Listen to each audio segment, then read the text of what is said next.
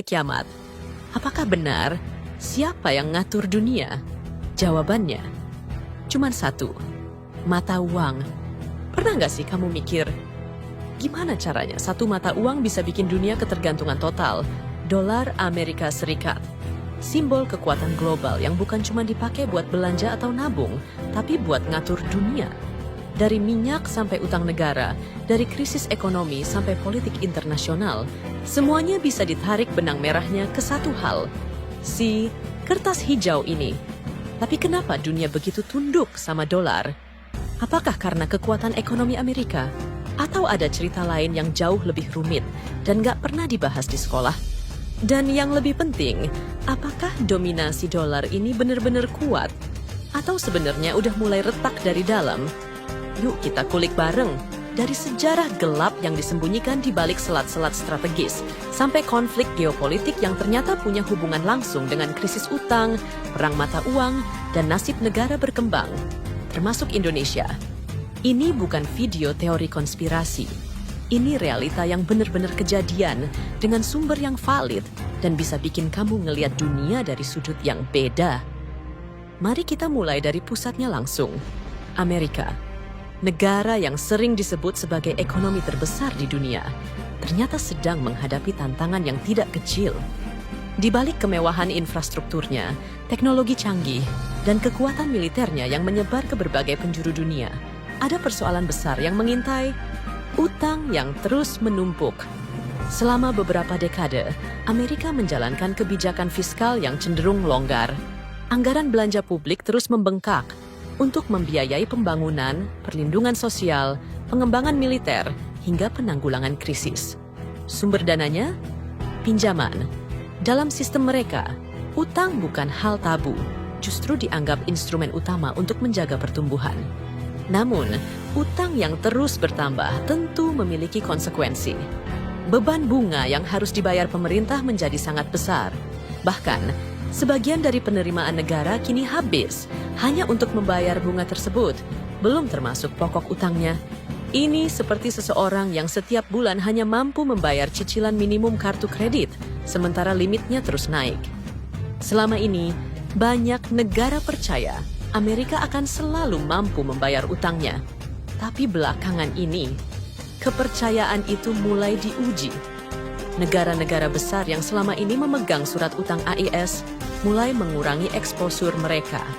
Cina misalnya, yang dulu dikenal sebagai pembeli setia surat utang AAS, kini mulai mengurangi kepemilikannya. Mereka mengalihkan cadangan devisa ke bentuk lain, termasuk emas dan aset non-dolar. Mereka juga semakin mendorong penggunaan yuan dalam transaksi internasional. Rusia telah lebih dulu keluar dari sistem yang berbasis dolar. Mereka kini menggunakan rubel dan mata uang mitra dagangnya dalam berbagai transaksi. Sementara itu, negara-negara di Timur Tengah yang selama ini menjadikan dolar sebagai standar dalam perdagangan minyak pun kini membuka peluang untuk menggunakan mata uang lain seperti yuan dan dirham. Uni Eropa pun tak tinggal diam. Ketergantungan yang terlalu besar pada dolar dinilai berisiko. Oleh karena itu, mereka mendorong penggunaan euro dalam transaksi lintas negara. Digital euro pun mulai dikembangkan untuk mempermudah sistem pembayaran regional.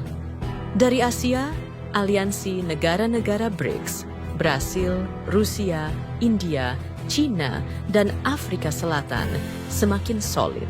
Mereka tidak hanya berdiskusi, tapi juga membangun sistem pembayaran dan perbankan yang terintegrasi.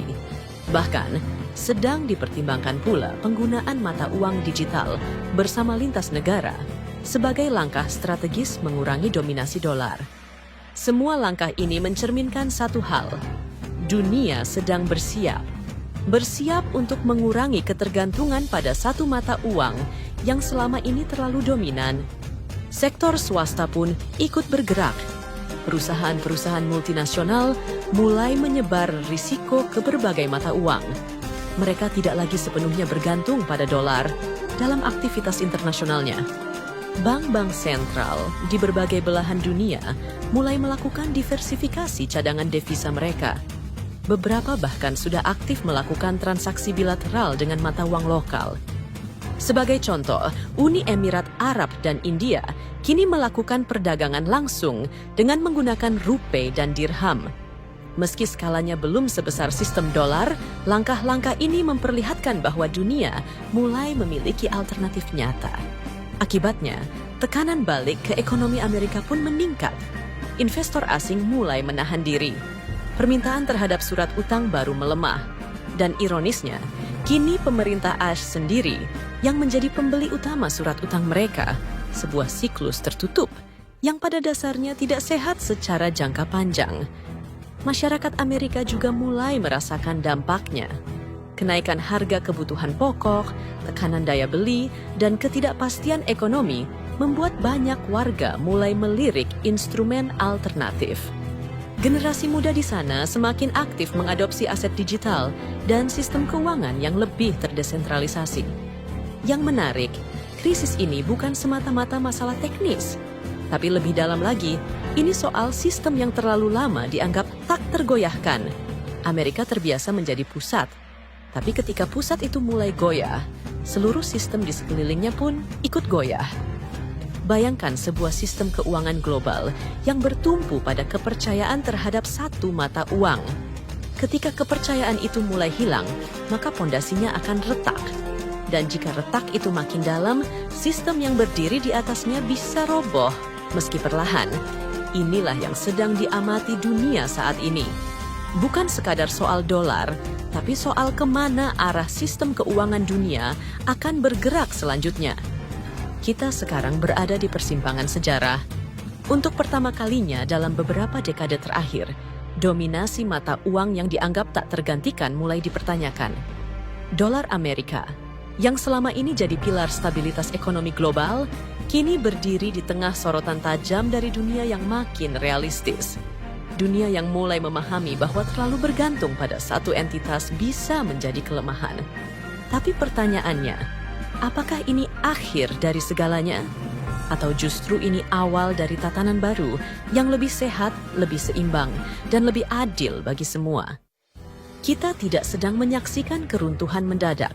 Tidak ada ledakan, tidak ada krisis instan.